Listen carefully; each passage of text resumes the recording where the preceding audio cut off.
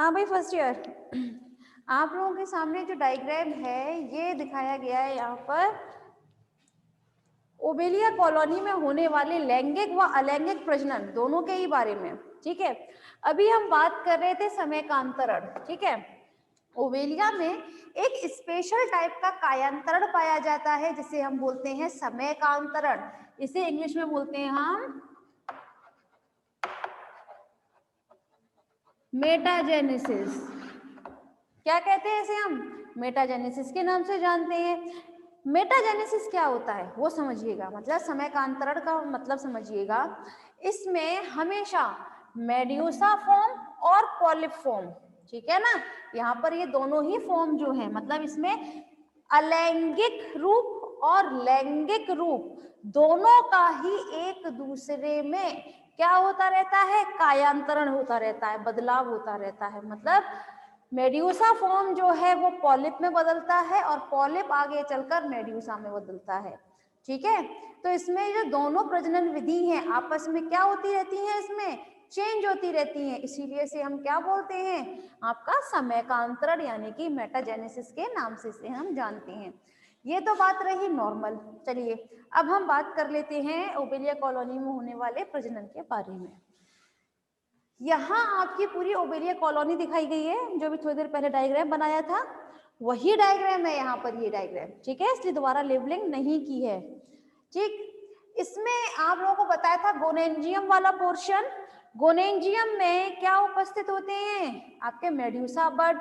Medusa बड ऊपर से यहाँ पर, यहाँ जो आपकी क्या उपस्थित होती है? आपकी गोनोपोर जिसे हम बोलते हैं, है ना।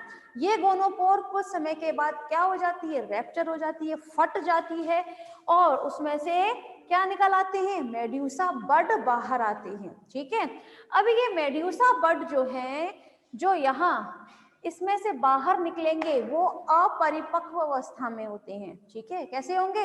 अपरिपक्व अवस्था में होते हैं, लेकिन कुछ समय के बाद ये किस में बदल जाते हैं?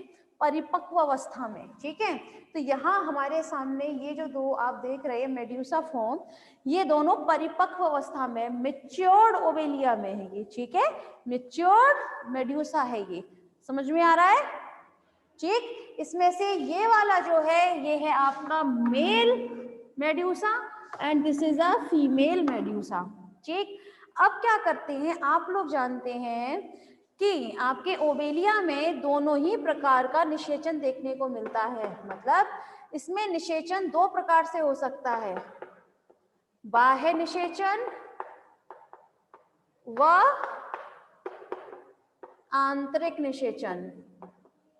ठीक है, अब समझिएगा, जब हम बात कर रहे हैं बाह्य निषेचन और आंतरिक निषेचन, इसमें दोनों ही प्रकार के निषेचन देखने के लिए मिलेंगे। बाह्य निषेचन मतलब ऐसा निषेचन जो शरीर के बाहर होता हो। आप लोगों ने जनरली देखा होगा कि जब निषेचन में जो अंडाणु होते हैं वो हमेशा शरीर के अंदर अगर फर्टिलाइज होते हैं, निषेचित होते हैं, तो उसे हम बोलते हैं आपका, अगर अंदर होते हैं तो आंतरिक, और शरीर से बाहर निषेचन होता है तो बाह्य निषेचन। ठीक है, मैं यहाँ पर आपको दोनों ही प्रकार के निषेचन बता देती हूँ किस तरह से होते हैं ओबेलिया में। सबसे पहले आप लोग जानते हैं कि ये समुद्री जीव है ना, ये जल में रहने वाले जंतु हैं, तो ये अपने अपने गैमीट को, गैमीट मतलब युग्मक, ठीक है, युग्मक को बाहर रिलीज करते हैं, उन्हें बाहर क्या करते हैं? अपने शरीर से बाहर निकालते हैं। अब चूंकि ये मेल है, नर है, तो क्या निकालेगा ये अपने अंदर से? शुक्राणु। ये क्या चीज है? दिस इज अ शुक्राणु। वहीं जब ये फीमेल मेड्यूसा है तो अपने अंदर से अंडाणु का त्याग करता है ये। ठीक है, अब समझिएगा, जब ये शुक्राणु, जब ये गलती से अगर इस फीमेल के शरीर के अंदर जाएं और यहाँ पर इसके अंडाणुओं को निषेचित कर दें, ठीक है, तो यहाँ पर हो जाएगा ये आंतरिक निषेचन। ठीक है, लेकिन जनरली जो देखने को मिलता है इनमें वो बाह्य निषेचन ही मिलता है। उसमें क्या होता है कि इसमें अंडाणु और शुक्राणु दोनों ही पानी में त्याग किए जाते हैं, ठीक है। जैसे ही ये दोनों फीमेल और मेल दोनों मिलकर क्या करते हैं, अपने अपने युग्मक का, गैमीट का त्याग करते हैं पानी में, वैसे ही ये दोनों पास आकर क्या करते हैं, फ्यूज हो जाते हैं, फर्टिलाइज, निषेचित हो जाएंगे यहाँ पर, ठीक है। निषेचन की प्रक्रिया हो जाती है यहाँ फर्टिलाइजेशन की। फर्टिलाइजेशन होने के बाद क्या स्टार्ट होता है, विदलन, जानते हैं ना आप लोग, विदलन होता है। विदलन से 2 सेल स्टेज, 4 सेल स्टेज होती है इसमें। और इसमें खास बात क्या होगी क्लास की, इसमें ओवेलिया में जो निषेचन होता है, यानी कि क्लीवेज जो होता है, सॉरी क्लीवेज जो है विदलन, वो इसमें होलोब्लास्टिक टाइप का होता है। किस टाइप का देखने को मिलता है, होलोब्लास्टिक टाइप का देखने को मिलता है। अब समझिए होलोब्लास्टिक का मतलब, होलोब्लास्टिक मतलब ऐसा निषेचन जो पूर्ण निषेचन हो, पूर्ण आई मीन टू से पूर्ण क्लीवेज हो, विदलन हो, ऊपर से लेकर नीचे तक जो दो समान भागों में विभक्त करता हो, इस प्रकार का विदलन जो है वो कौन सा कहलाता है आपका, होलोब्लास्टिक क्लीवेज, यानी कि होलोब्लास्टिक विदलन कहलाया जाता है, ठीक है। तो इसमें जो निषेचन के बाद क्या होता है, इसमें अंडाणु निषेचित होते हैं, जायगोट बनता है, उनमें फिर क्या होगा, क्लीवेज, विदलन की प्रोसेस स्टार्ट हुई, तो उससे क्या बनेगा, 2 सेल स्टेज, 4 सेल स्टेज, और धीरे धीरे करके इनमें विदलन होता जाता है और एक गेंद नुमा एक संरचना बना लेता है। और ये गेंद जो होती है कैसी होती है, थोड़ी ठोस होती है, ठीक है। और इस गेंद नुमा संरचना को हम बोलते हैं मोरूला। किस नाम से जानते हैं इसे हम, मोरूला के नाम से जाना जाता है, ठीक। अब इस मोरूला में भी क्या होंगे, विदलन होना स्टार्ट हो रहे हैं, अभी तो भाई कोशिकाएं हैं, विभाजित तो होंगी होंगी, तो जैसे जैसे इनमें विभाजन की प्रक्रिया होगी तब इसमें धीरे धीरे यहाँ पर एक गुहा बनने लगती है, ठीक है। और हम उस संरचना को जिसमें एक गुहा बनी होती है उसे हम कहते हैं ब्लास्टुला। मतलब मोरूला के बाद बनता है आपका ब्लास्टुला, और ब्लास्टुला में पाई जाने वाली गुहा को हम क्या कहते हैं, ब्लास्टोसील।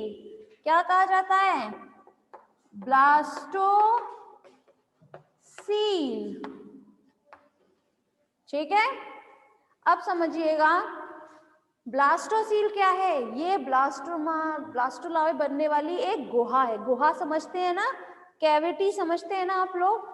अभी भी ब्लास्टुला में क्या होता है, डिवाइडिंग की प्रोसेस होती है, मतलब क्लीवेज की प्रोसेस अभी भी चल रही है।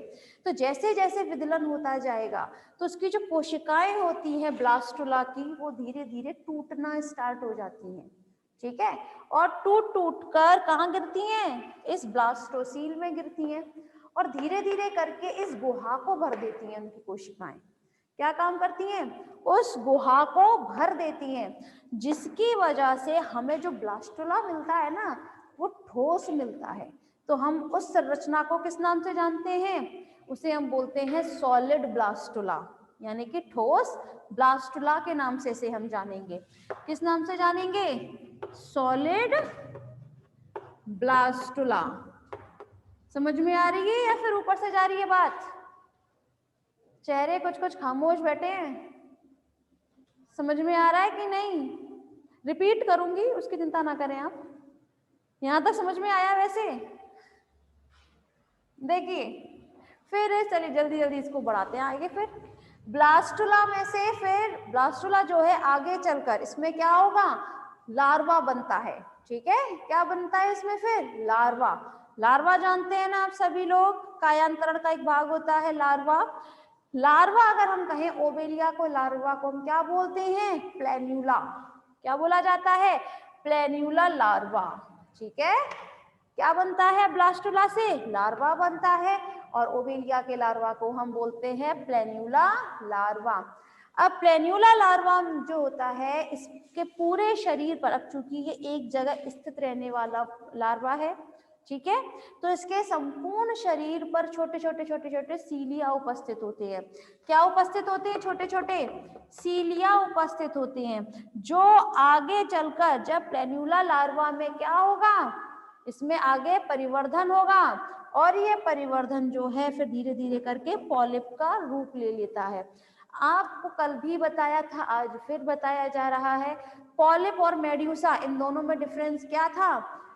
मेड्यूसा जो होते हैं वो स्वतंत्र जीवी होते हैं, ये स्वतंत्र रहकर देखिए अपना जीवन यापन कर रहे हैं, है ना।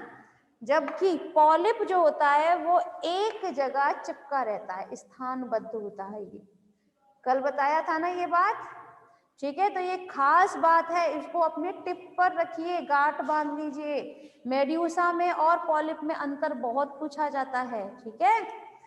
तो यहाँ पर ये जो आपका क्या था, पॉलिप था, ठीक है। फिर धीरे धीरे इसमें परिवर्तन होता है और धीरे धीरे क्या बना लेता है, यंग पॉलिप। यंग पॉलिप बनने के बाद, यंग पॉलिप से मतलब है छोटा पॉलिप, जो ये जगह अब क्या है, स्थानबद्ध है, ठीक है। उसमें फिर परिवर्तन होगा और क्या बनाएगा इसका, धीरे धीरे करके ओबेलिया की संपूर्ण कॉलोनी इसमें बन जाती है। समझ में आई अब। फर्स्ट ईयर ऑनलाइन समझ में आ रही है बेटा।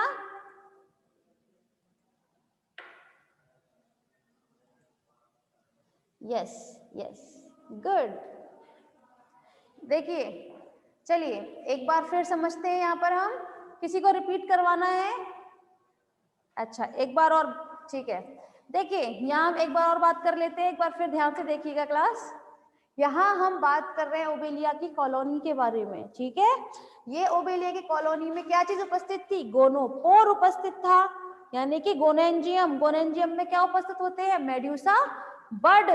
वो आगे चलकर इसकी ये गोनोपोर, गोनोपोर समझते हैं ना, गोनेंजियम के ऊपर की तरफ छिद्र जो उपस्थित होता है वो, ठीक है। ये चीज यहाँ से थोड़ी सी क्या हो जाती है, रैप्चर, नष्ट हो जाती है और इसमें से ये मेड्यूसा बड बाहर आ जाते हैं, ठीक है, और परिपक्व अवस्था में आ गए। जब वहां से निकलते हैं तब अपरिपक्व होते हैं, लेकिन अपरिपक्व होने के बाद ये अब क्या है, परिपक्व मेड्यूसा में बन चुके हैं अब, ठीक है। अब आपकी लाइफ साइकिल यहाँ से स्टार्ट होती है इन दोनों से, ठीक। हमारे पास दो मेड्यूसा हैं, एक मेल और एक फीमेल।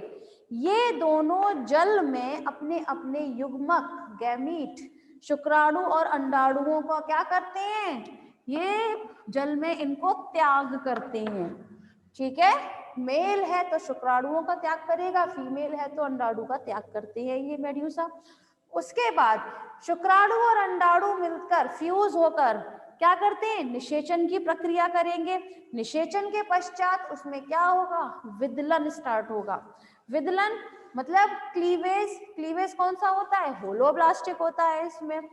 और क्लीवेज के बाद क्या बनता है, टू सेल्ड स्टेज, मतलब ऐसी अवस्था जिसमें दो सेल है, एक और दो, ठीक है। अब ये दो से एक से दो सेल, दो से चार, चार से आठ, आठ से 16, 16 से 32, यही चलता है ना प्रोसीजर क्लीवेज में, तो ठीक है। तो यहाँ पर अभी हम सारा शो नहीं कर सकते थे, इसलिए 4 सेल स्टेज तक ही दिखाया है, ठीक है। एक से दो सेल, दो से चार, ठीक है। उसके बाद में ये धीरे धीरे परिवर्धित होने के बाद क्या बनाता है, मोरूला बनाता है। मोरूला के बाद ब्लास्टुला बनाएगा। ब्लास्टुला में क्या उपस्थित होता है, ब्लास्टोसील उपस्थित होती है। ब्लास्टुला की जितनी कोशिकाएं होती हैं, विभाजन होने की वजह से धीरे धीरे टूटने लगती हैं और कहाँ गिरती हैं, उस गुहा में जिसका नाम ब्लास्टोसील है, ठीक है। ब्लास्टोसील में गिरने लगती हैं, जिसके बाद हमें क्या मिलता है, सॉलिड ब्लास्टुला देखने को मिलेगा। सॉलिड समझते हैं ना, ठोस, एक ठोस संरचना देखने को मिलती है जिसे हम क्या कहते हैं, सॉलिड ब्लास्टुला, ठीक है। उसके बाद ये सॉलिड ब्लास्टुला आगे चलकर क्या बनाता है, लार्वा बनाता है, जिसे हम कहते हैं प्लेन्यूला लार्वा। ये प्लेन्यूला लार्वा आगे चलकर पॉलिप का रूप ले लेता है और वही पॉलिप धीरे धीरे ग्रो करता है, परिवर्धित होता है और क्या बनाता है, ओबेलिया की संपूर्ण कॉलोनी का निर्माण करता है। अब समझ में आया, समझ में आया। चलिए तो यहाँ कंप्लीट होता है आपका ओबेलिया क्लास।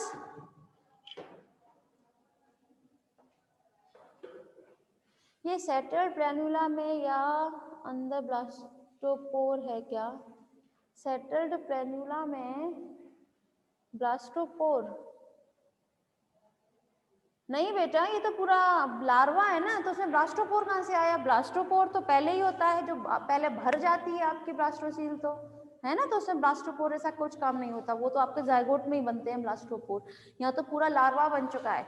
लार्वा के बाद सीधे आपका क्या बनेगा? ये सेटल्ड प्लैन्युला का मतलब है ये प्लैन्युला जो होता है, स्टार्टिंग में जो प्लैन्युला बना है, ये स्वतंत्र जीवी होता है। ठीक है, स्वतंत्र जीवी कैसे कहा मैंने? स्वतंत्र जीवी, इसके ऊपर छोटे छोटे सीलिया उपस्थित है, और सीलिया किसमें मदद करते हैं? हमेशा गमन में। ठीक है, तो ये क्या करता है? हमेशा ये अपने सीलिया की मदद से हमेशा गमन करता रहता है इधर से उधर। ठीक है, और फिर बाद में वो सेटल्ड हो जाता है, किसी एक आधार से चिपक जाता है, और धीरे धीरे वहीं पर ये ग्रो करना स्टार्ट करता है। वो आधार कोई भी हो सकता है, चाहे तो कभी आप गैस्ट्रोपोड का भी कोई जंतु हो सकता है जिसके कवच के ऊपर ये चिपक जाए, क्योंकि ये तो एक जगह स्थानबद्ध होते हैं। ठीक है ना? अब क्लियर है बेटा? Okay, good. चलिए,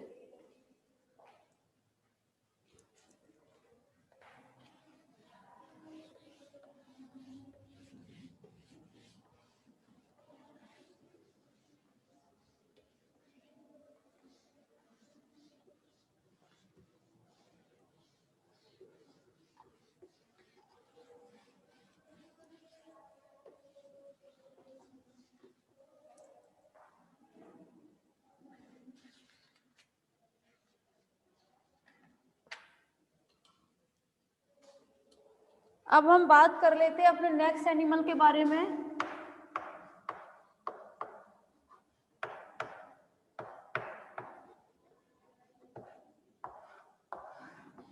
पैरामीशियम। ठीक है,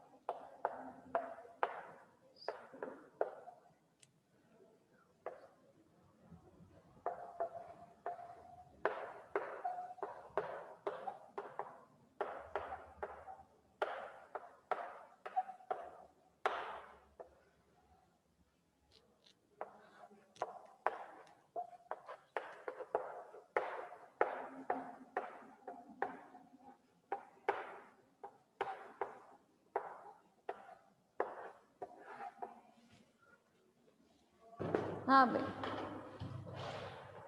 अब थोड़ा ध्यान दीजिएगा फर्स्ट ईयर, टाइम है ना? हाँ ठीक है। देखिए, यहाँ हम बात कर रहे हैं पैरामीशियम के वर्गीकरण के बारे में। ठीक है, डायग्राम कल से स्टार्ट करते हैं, आप आज सिर्फ और सिर्फ आप वर्गीकरण समझिए कि हम पैरामीशियम को किसमें रखते हैं? संघ प्रोटोजोआ में। क्यों रखा जाता है संघ प्रोटोजोआ में? बताएं भाई, सारे वर्गीकरण आपके कंप्लीट हो चुके हैं, अब तो पता होने चाहिए। प्रोटोजोआ तो सबसे बेसिक है। अच्छा, प्रोटोजोआ का मुझे कोई भी कैरेक्टर बता दो आप, कोई भी लक्षण जो आपको आता हो प्रोटोजोआ का।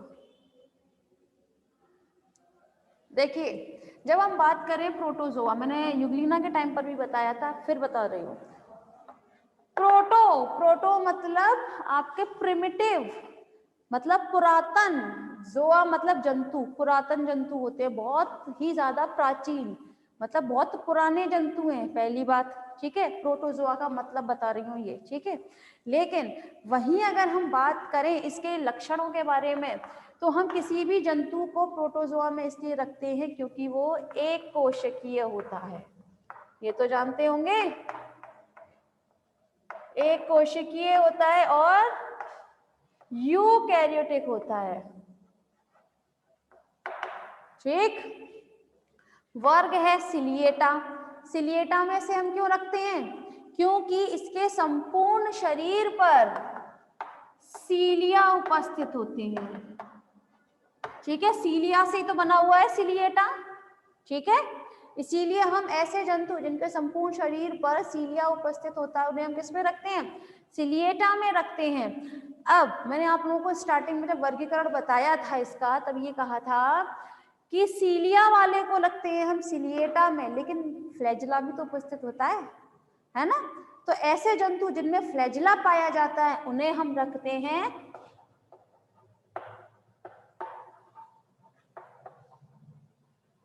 मैस्टिगोफोरा में, ठीक है। ये दोनों वर्ग हैं, हमेशा टिप पर होने चाहिए। प्रोटोजोआ का कोई वर्ग याद करें चाहे ना करें, ये दो वर्ग तो बिल्कुल याद करना। सिलिएटा में आते हैं सीलिया युक्त जंतु, और मैस्टिगोफोरा में कौन से आते हैं? जिनमें फ्लैजिला प्रेजेंट होता है, ठीक है। अब हम बात कर लेते हैं उपवर्ग है होलोट्राइका। होलोट्राइका में हम इसे इसलिए रखते हैं क्योंकि इसके जितने भी सीलिया होते हैं, ठीक है, वो सभी समान आकार के होते हैं। कैसे होते हैं? समान आकार के होते हैं, ठीक है। नेक्स्ट, गढ़ हाइमेनोस्टोमिटा में क्यों रखा जाता है? हाइमेनोस्टोमिटा में इसलिए रखा जाता है क्योंकि इसमें आपका साइटोस्टोम प्रेजेंट होता है। साइटोस्टोम मतलब इसका मुख वाला भाग होता है ना, मुख ग्रसनी जिसे हम बोलते हैं, साइटोफेरिंक्स वगैरह, है ना।